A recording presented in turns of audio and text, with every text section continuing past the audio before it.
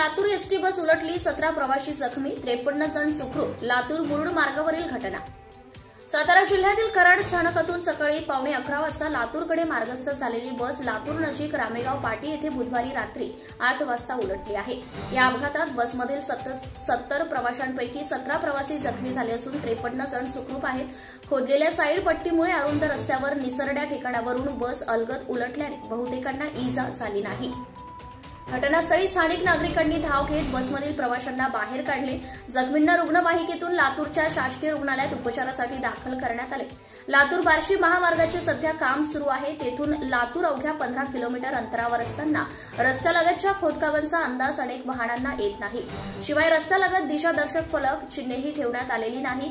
त्यामुळे बस चालकाला अंदाज न आल्याने बस अचानक उलटली आहे. बसचा वेग कमी असल्याने फारशी हानी झाली नाही. रस्त्यावरून जा-ये करणाऱ्या नागरिकांनी आपली वाहने थांबवत घटनास्थळाकडे धाव घेतली.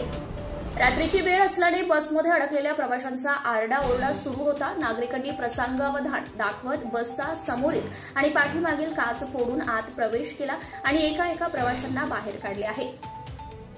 तर 2 रुग्णवाहिका घटनास्थळी दाखल. बस उलटल्यानंतर काहींनी बसमधील प्रवाशांना बाहेर काढण्याचा प्रयत्न केला, तर काहींनी रुग्णवाहिकेला घटनास्थळी बोलावण्यासाठी प्रयत्न केले. काही वेळात 2 रुग्णवाहिका अपघातस्थळी दाखल झाल्या. बसमधील जखमी प्रवाशांना उपचारासाठी लातूर येथील शासकीय रुग्णालयात तातडीने दाखल केले आहे. तर 17 जखमींची नावे आणि ओळख पटवण्याचं काम रुग्णालयात सुरू होते. बसचा वेग कमीच होता. लातूर बार्शी महामार्गाचं काम सुरू आहे. काही ठिकाणी रस्त्याचं खोदकाम केलंय, तर काही ठिकाणी रस्त्यालगत खोदकाम केलं आहे.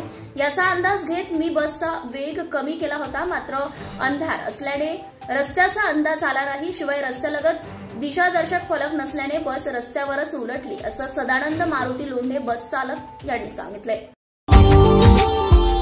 Subscribe now and press the bell icon. Never miss an update.